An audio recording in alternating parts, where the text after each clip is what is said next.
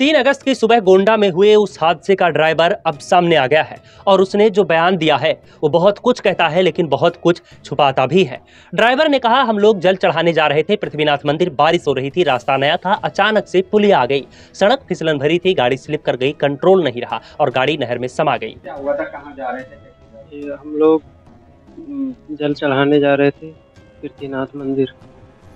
ये इसके बाद मतलब रास्ते में आए, बारिश हो रही थी, फिर उसके बाद अचानक से पुलिया आ गया।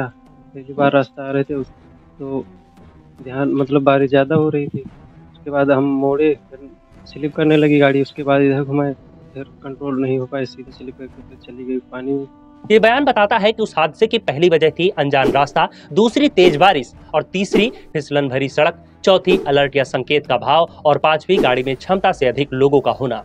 ड्राइवर ने खुद कहा कि बोलेरो में 16 लोग सवार थे, हमको लेके 16 लोग थे, जबकि सीटें 7 ही थी। लेकिन अब आइए असली सवाल पर, क्या सिर्फ ड्राइवर दोषी है? नहीं साहब, ये सिर्फ ड्राइवर की गलती नहीं है, ये पूरा सिस्टम है जो जिम्मेदार है। क्योंकि सरयू नहर के पास की सड़क पर न रेलिंग थी, न कोई बोर्ड, न कोई रिफ्लेक्टर, न कोई चेतावनी चिन्ह और न ही कोई बैरिगेटिंग।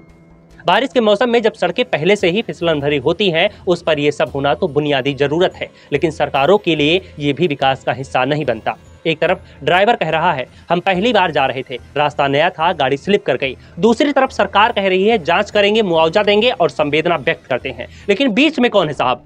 बीच में बाबूजी वो मरे हुए 11 लोग हैं जो अब कभी ये नहीं पूछ पाएंगे क्यों इस देश की सड़कें मौत का बुलावा बन गई हैं, क्यों हमारी जिंदगी की कीमत सिर्फ 5 लाख है और सबसे जरूरी, हमारी मौत का जिम्मेदार कौन है। अगर ड्राइवर की बात मानी जाए तो हादसे का कारण मानव भूल, सड़क की खराब स्थिति और मौसम है। लेकिन अगर सिस्टम को देखा जाए तो सवाल उठता है, क्या प्रशासन को नहीं पता था कि ये पुलिया खतरनाक है? क्या सड़क विभाग कभी उस मार्ग पर गया ही नहीं? क्या बारिश में रोड सर्वे नहीं किया जाता? क्या ओवरलोडिंग पर कोई नियंत्रण नहीं है? इसीलिए जवाब साफ है, ये हादसा नहीं, सिस्टम का गुनाह है। सच ये है कि गाड़ी पानी में नहीं गिरी, बल्कि हमारी संवेदनाएं, हमारी जिम्मेदारियां और हमारा सिस्टम डूबा। जिस ड्राइवर को आप दोष दे रहे हैं वो खुद सीट बेल्ट में फंसा हुआ था। वो बहन उसके ऊपर आकर गिरी, किसी तरह उसने सीट बेल्ट हटाकर दरवाजा खोला, 4 लोगों को किसी तरह बाहर निकाला, लेकिन तब तक बहुत देर हो चुकी थी।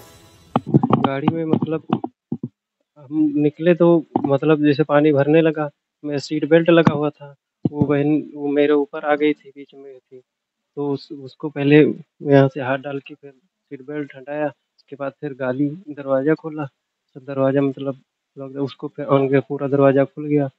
तो वो लोग समझ नहीं पाए तो फिर वो नहीं निकले, गेट नहीं खोल पाए होंगे। उसके बाद हम निकले, ये फिर निकली, ये दोनों फिर चले गए वहाँ बुलाने, मदद बुलाने, और हम फिर बुलाने लगे, गेट खोलने लगे, लेकिन अंदर से पानी भर गया था।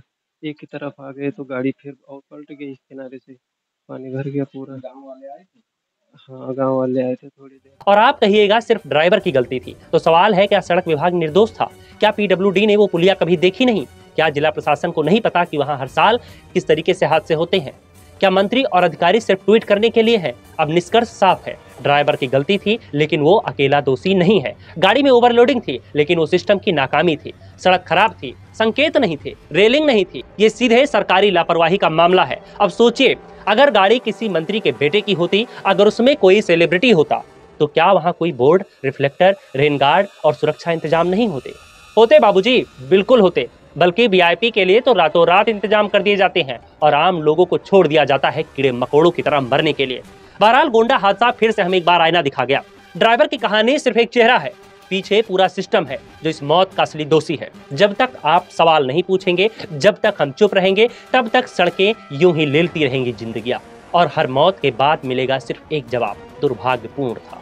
जांच की जाएगी, लेकिन हम कह रहे हैं हादसा नहीं था साहब, गुनाह था, लापरवाही का, ओवरलोडिंग का, सिस्टम का और आपकी हमारी चुप्पी का।